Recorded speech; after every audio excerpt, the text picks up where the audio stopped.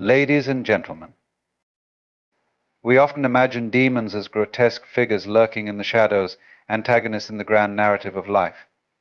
But I invite you to see them differently, not as external forces, but as parts of ourselves, fractured and misunderstood. Fear, anger, doubt, and ignorance are the demons that haunt us, and they are far closer than we like to admit. Yet in this closeness lies our power, for the tools to defeat them are not out there, they are within. Today we will explore 5 divine weapons, not made of steel but of spirit, that can disarm and transform even the fiercest inner demons. The sword of awareness. The first weapon is awareness, a blade that cuts through the fog of ignorance. Awareness does not judge, it simply sees. When you observe your fears and doubts without flinching, you strip them of their disguises. A demon thrives in the darkness of denial. Shine the light of awareness, and it begins to dissolve. 2. The shield of love. Love is not a tool of combat, it is a tool of connection. A shield that does not block but embraces. When you confront your inner demons with love, you do not fight them, you welcome them home. In that warmth, their claws retract, their venom dissipates. 3. The mirror of perspective. Perspective is a mirror that reflects the truth. Often our demons appear monstrous only because we look at them from a place of fear. Shift your perspective and you'll see them for what they truly are: wounded parts of yourself crying for attention. 4. The bow of courage. Courage is the bow that launches us forward, even when fear grips us. To face your demons is to stand your ground, knowing that fear is not the enemy, it is the threshold. Every arrow you fire from this bow is a step toward freedom. 5. The flame of transformation. Finally, there is the flame of transformation. This is not a weapon of destruction, but of alchemy. The flame does not destroy the demon, it transforms it. To hold this flame is to recognize that every challenge, every shadow holds within it the seed of growth. These 5 divine weapons, awareness, love, perspective, courage, and transformation, are not tools for annihilation. They are tools for understanding, integration, and harmony. Demons, after all, are not our enemies. They are the unlit corners of our being, begging to be seen, to be known, to be loved. And when we wield these weapons with wisdom and compassion, we do not banish them. We embrace them. We become whole. So the next time you encounter a demon, whether it wears the face of fear, anger, or self-doubt, remember this: the battle is not out there. It is here in your heart and mind. And the victory? It is not destruction but union. Demons are not external creatures born of myth and folklore, nor are they adversaries lurking in the shadows of some distant battlefield. They are far more intimate and personal than we often realize, existing not in the outside world but within the landscapes of our own minds. The ancient tales of monsters, devils, and dark spirits are metaphors, reflections of our inner struggles, fears, and suppressed desires. These so-called demons take shape in our thoughts, emotions, and patterns of behavior, surfacing when we feel threatened, overwhelmed, or disconnected from ourselves and others. To confront these demons, we must first recognize their true nature and understand how deeply intertwined they are with our own humanity. Every human being carries within them a repository of unresolved emotions, past traumas, and unacknowledged truths. These hidden elements of our psyche often give rise to the inner demons we face. They manifest as fear, self-doubt, anger, jealousy, or despair, each one gnawing at the edges of our peace. Yet they are not inherently malevolent. They are born from our own experiences and perceptions, shaped by the wounds we carry and the stories we tell ourselves. For example, fear is often a response to uncertainty or the unknown, while anger can arise as a defense mechanism when we feel wronged or powerless. These emotions, though challenging, are not evil. They are signals, invitations to explore the deeper truths they represent. The struggle with our demons often begins when we deny their existence. We label them as bad, push them into the recesses of our minds, and try to escape their presence. But what we resist tends to persist. When we suppress these parts of ourselves, they do not disappear, they grow stronger in the shadows. Like a fire deprived of oxygen, they smolder, waiting for the right moment to ignite into a blaze. This suppression not only intensifies their power, but also creates a sense of disconnection within us. We begin to see ourselves as fragmented, divided between the good we want to embody and the bad we wish to eliminate. It is important to recognize that demons are not foreign invaders, they are part of us. They are born from the same mind that creates our joys and aspirations. They are our fears misunderstood, our vulnerabilities unacknowledged, and our desires unmet. To fight them as if they are external enemies is to fight ourselves, and such battles often leave us exhausted and wounded. The harder we try to banish them, the more tenaciously they cling, for their roots lie deep in the soil of our being. What then should we do? The first step is to see our demons clearly. This requires courage, for it means looking at the aspects of ourselves we would rather ignore.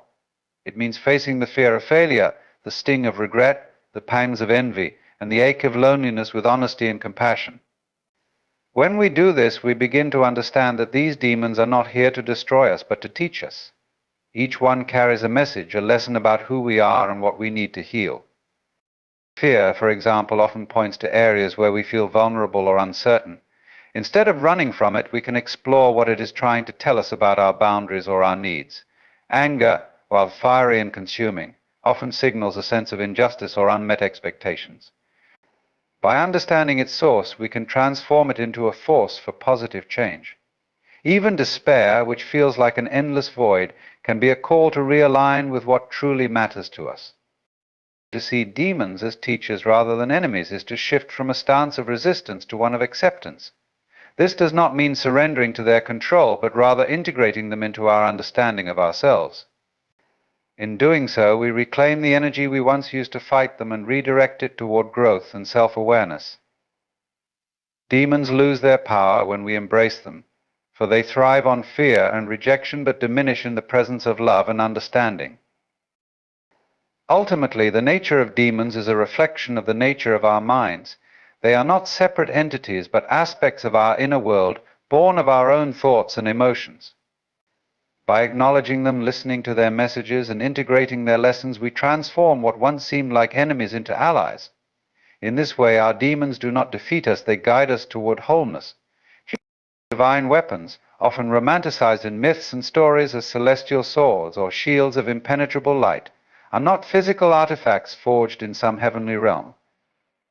Their true essence lies within us, taking shape as inner tools crafted through our experiences, reflections, and growth.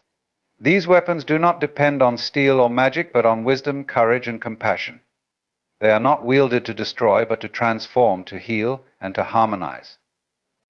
Understanding that these tools are born from within shifts the narrative from one of external conflict to an internal journey of self-discovery and empowerment. When faced with adversity, we often look outward for solutions, hoping that something external will save us from our struggles. We seek guidance in books, advice from others, or even distractions to dull our pain. Yet the most potent answers come not from outside sources, but from within. The true power to confront and overcome life's challenges lies in the tools we cultivate in our hearts and minds. These divine weapons are always available to us, though we must first recognize their presence and learn to use them effectively. The first step in accessing these inner tools is awareness.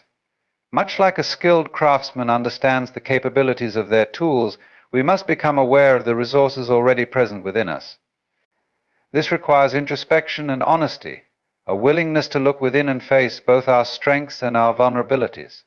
Awareness is itself a weapon, one that cuts through confusion and allows us to see things as they truly are.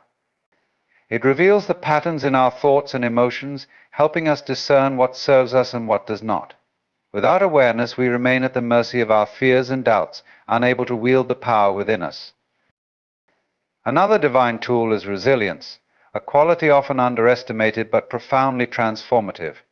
Resilience is the shield that allows us to endure life's hardships without becoming bitter or defeated.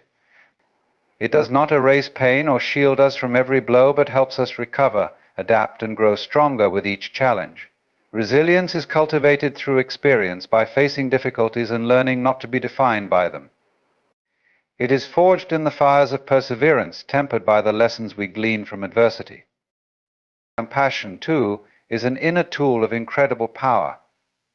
Unlike conventional weapons which divide and conquer, compassion unites and heals. It allows us to connect with others, to see their struggles as mirrors of our own, and to respond with kindness rather than judgment. Compassion is not just for others, it must also be directed inward. Too often we are harsh with ourselves, criticizing our flaws and mistakes. Yet self-compassion is a weapon against the inner demons of shame and self-doubt, softening their grip and creating space for growth and forgiveness. Another profound inner tool is courage. Courage is not the absence of fear, but the ability to move forward despite it. It is the inner fire that propels us to face our challenges head-on, even when the outcome is uncertain. Courage empowers us to take risks, to step out of our comfort zones, and to confront the truths we might prefer to avoid. It reminds us that vulnerability is not weakness, but a gateway to authenticity and strength.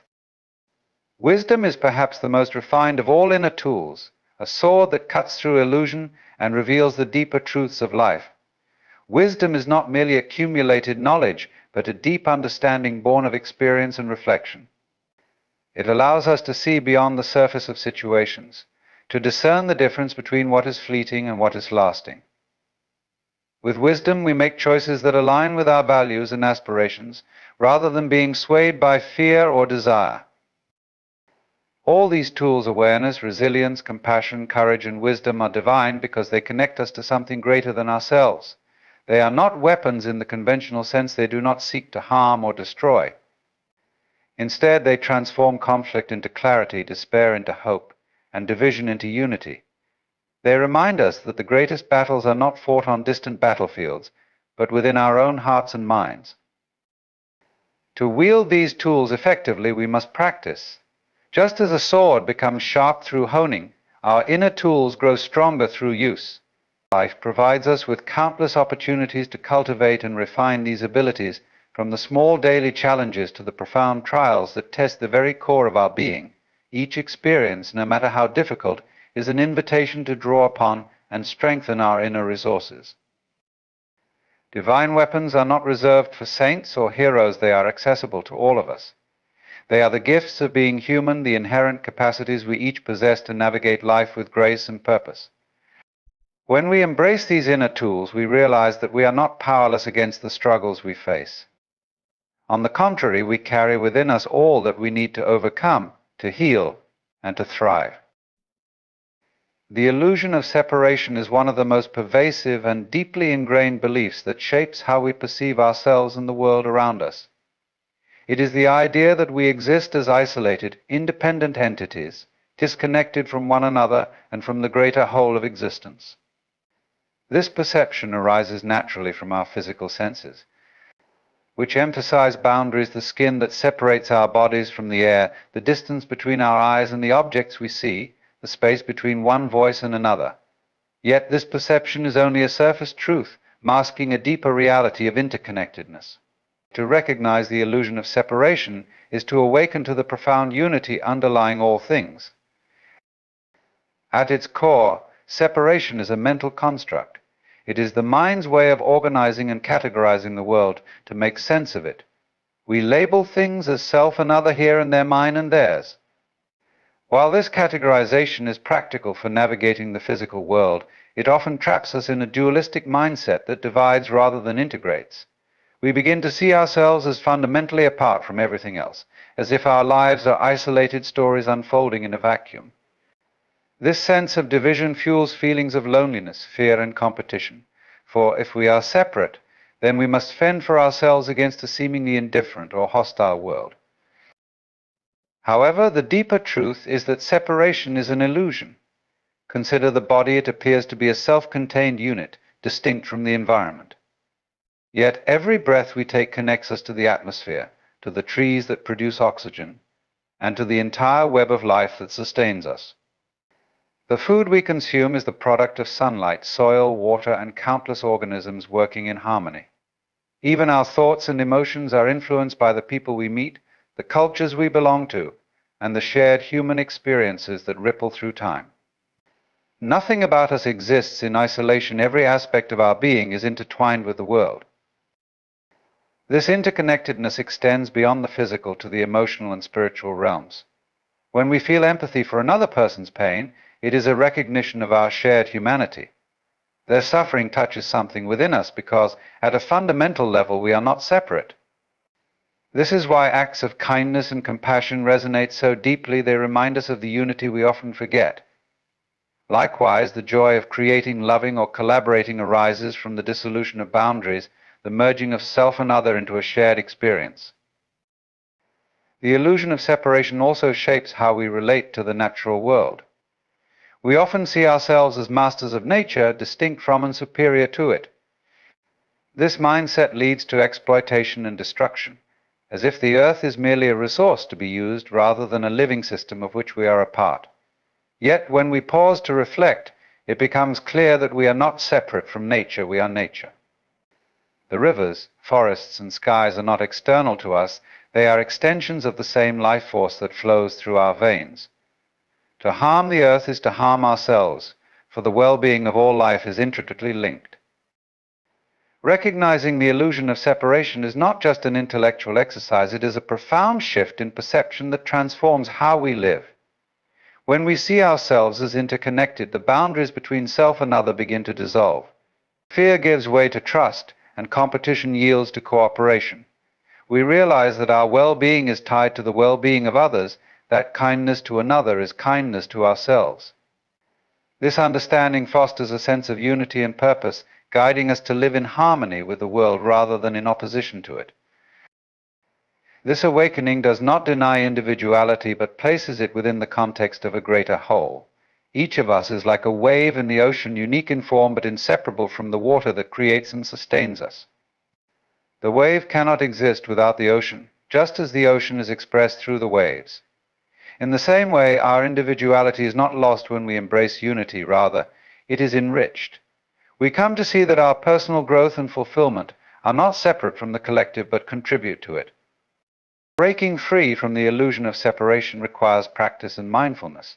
It means looking beyond appearances and questioning the assumptions that keep us divided. It means recognizing the shared essence that flows through all beings and aligning our actions with this truth. Whether through meditation, acts of service, or simply taking the time to connect with others and with nature, we can begin to dissolve the barriers that blind us to our unity.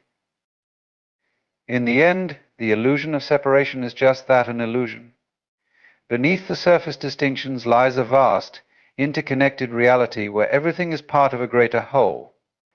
To see through this illusion is to awaken to the beauty and mystery of existence, to realize that we are not alone, and that the threads of life weave us all together into a single boundless tapestry. Perspective is one of the most transformative forces in human experience. It shapes how we see the world, interpret events, and respond to life's challenges. What we perceive as reality is, in fact, filtered through the lens of our perspective, colored by our beliefs, emotions, and past experiences. Yet the power of perspective is not just in how it defines our understanding of the world, it lies in its malleability, in our ability to shift it, and, in doing so, transform our lives. To change perspective is to change everything. Our life often feels rigid, as though events unfold in ways beyond our control, leaving us at the mercy of circumstances. But what we sometimes fail to see is that the meaning we assign to those circumstances is not fixed. Two people can experience the same event but interpret it in vastly different ways. Where one might see failure, another sees an opportunity to learn. Where one perceives rejection, another finds redirection. These differences are not in the event itself, but in the perspective through which it is viewed. Recognizing this empowers us to take ownership of how we respond to life. Perspective is a bridge between our inner world and the external world. It determines how we process the stimuli we encounter, how we assign value to events, and how we make decisions. It can either limit us or liberate us. For example, when faced with adversity, a fixed perspective might lead us to believe we are trapped or helpless. But a broader perspective, one that considers the possibility of growth or unseen opportunities, can reveal paths forward that we hadn't noticed before. This shift doesn't change the situation itself, but changes how we engage with it, often opening doors to solutions that were previously hidden. The power of perspective also extends to our relationships. How we perceive others shapes our interactions with them. If we view someone through the lens of judgment, focusing only on their flaws or differences, we create distance and conflict. But if we shift our perspective to see their humanity, their struggles, strengths, and shared desires, we foster connection and understanding. Perspective allows us to move beyond surface-level judgments and see the deeper truth of people and situations. One of the most profound ways to harness the power of perspective is through gratitude. Gratitude is not merely a response to favorable circumstances, it is a way of seeing the world. When we adopt a perspective of gratitude, even the simplest aspects of life, a warm meal, a kind word, or the beauty of a sunset become sources of joy. This shift doesn't require the world to change, it requires us to change how we look at it. Gratitude reminds us that abundance is not about having more, but about appreciating what we already have. Perspective also plays a crucial role in how we view ourselves. Many of us carry self-perceptions shaped by criticism, failure, or comparison to others. These perspectives can be limiting, convincing us that we are not enough or that our worth is tied to external achievements. But shifting perspective allows us to see ourselves more compassionately. Instead of focusing on our shortcomings, we can choose to recognize our resilience, growth, and potential. This self-compassionate perspective doesn't ignore our flaws, but places them within the context of our humanity, allowing us to embrace who we are while striving to become better. In moments of difficulty, perspective can be our greatest ally. Challenges often feel overwhelming because we view them through a narrow lens, focusing only on the immediate pain or uncertainty. But stepping back to gain a broader perspective can reveal the impermanence of hardship and the lessons it offers. Time itself is a powerful tool for shifting perspective. What seems insurmountable today may, in hindsight, be a stepping stone toward growth or a turning point that led us to something better. Cultivating this long-term perspective helps us face challenges with patience and resilience, knowing that every experience is part of a larger journey. Perspective is also deeply connected to creativity and problem-solving. When we encounter obstacles, the ability to see things from different angles often leads to breakthroughs. Innovators, artists, and visionaries thrive on the ability to challenge conventional perspectives and imagine new possibilities. This creative use of perspective is not limited to extraordinary minds. It is something we all can cultivate by questioning assumptions, exploring alternatives, and being open to the unfamiliar. Ultimately, perspective is not about denying reality or ignoring difficulties. It is about choosing how we engage with them. It is about recognizing that we are not passive observers of life, but active participants in shaping our experience of it. The power of perspective is in its flexibility, its ability to adapt and transform in response to the shifting currents of life. By learning to shift our perspective, we unlock the potential to turn challenges into opportunities, pain into growth, and isolation into connection. In the end, perspective is not just a tool, it is a way of living. It invites us to approach life with curiosity, openness, and a willingness to see beyond the surface. It reminds us that while we cannot always control what happens to us, we can control how we see it, and in that seeing lies our greatest power. Surrender is often misunderstood as an act of defeat, a concession to failure or weakness. In our culture, which celebrates relentless striving and control, the idea of surrender can feel counterintuitive, even unacceptable. Yet true surrender is not about giving up, it is about letting go. It is a conscious decision to release the need to control outcomes, to cease fighting against the flow of life, and to trust in a greater wisdom that transcends our immediate understanding. Surrender, in this sense, is not defeat, but a profound act of strength and courage. When we resist circumstances or cling tightly to our expectations, we create tension within ourselves.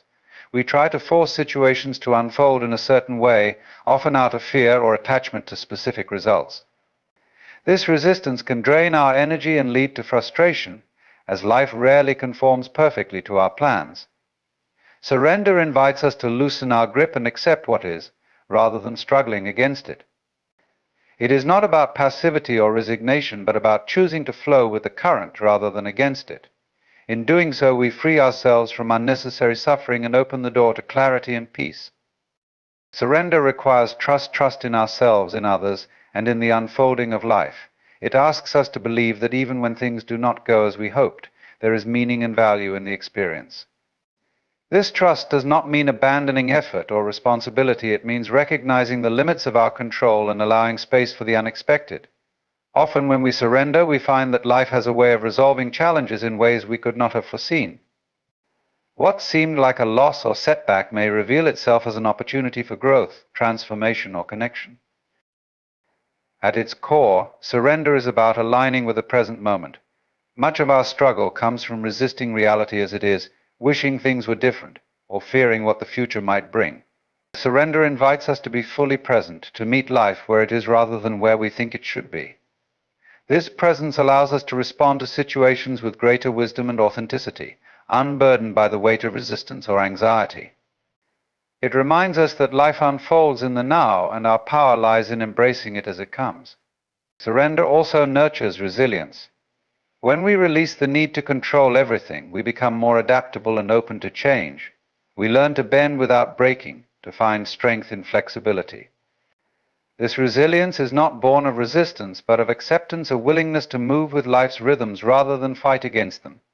In this way, surrender becomes a source of empowerment, enabling us to navigate challenges with grace and inner stability. Ultimately, surrender is an act of freedom. It liberates us from the illusions of control and perfection, allowing us to engage with life more fully and authentically. Far from being a sign of defeat, it is a powerful affirmation of trust, presence, and strength. Through surrender, we discover that letting go is not the end of our power, but the beginning of a deeper, more harmonious way of living. Love is often perceived as a soft, tender emotion far removed from the concepts of power or strength. Yet, when understood in its deepest sense, love emerges as the ultimate weapon, not in the sense of destruction, but as a force of unparalleled transformation and healing. It transcends fear, dissolves hatred, and bridges divides. Love, in its purest form, is not merely a sentiment but an active, dynamic energy that reshapes the world and ourselves in profound ways.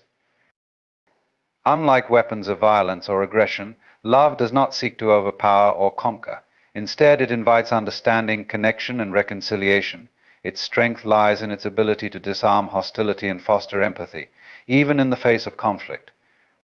When we approach others with love, whether in a personal relationship or a broader social context, we break down the barriers of fear and mistrust that fuel division. Love has the power to reach beyond words, touching the shared humanity that exists beneath surface differences.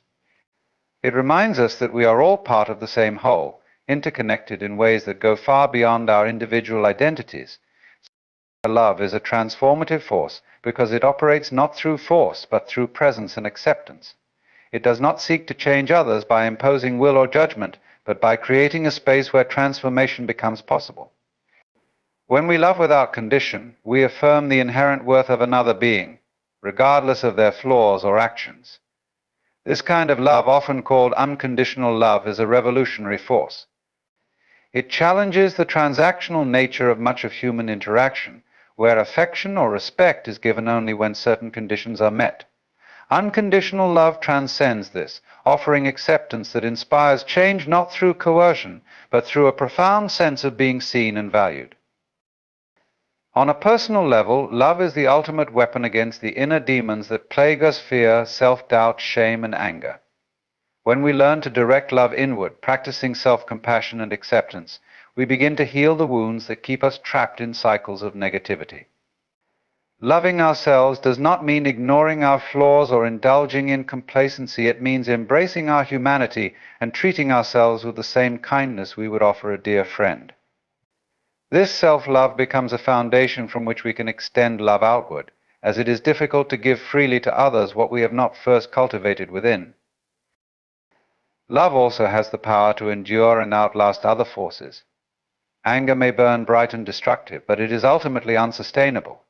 Fear may paralyze, but it withers in the presence of connection and understanding. Love, by contrast, is enduring. It sustains relationships, fosters resilience, and gives meaning to our struggles. It is not naive or weak. It requires immense courage and strength to love in a world that often feels cold or indifferent. Love asks us to be vulnerable, to risk rejection or pain, but in doing so, it opens the door to profound connection and joy. At a societal level, love is the foundation for justice, peace, and progress. Movements that have changed the course of history, those rooted in nonviolence and compassion, have drawn their strength from love. It is love for humanity, for dignity, for the greater good that inspires individuals to act with courage in the face of oppression. Love unites people, turning diverse voices into a harmonious call for change. It refuses to be defeated by hatred or prejudice, standing as a testament to the power of the human spirit. Ultimately, love as the ultimate weapon is not about winning or defeating, but about transforming. It is a force that unites rather than divides, heals rather than harms, and creates rather than destroys. Love's power lies in its universality and its capacity to awaken the best within us. It is not a weapon in the traditional sense, but a reminder of the profound strength that arises when we choose connection, compassion, and understanding over fear, anger, and division. To wield love is to embrace the most powerful and enduring force available to us, a force that can change the world, one heart at a time.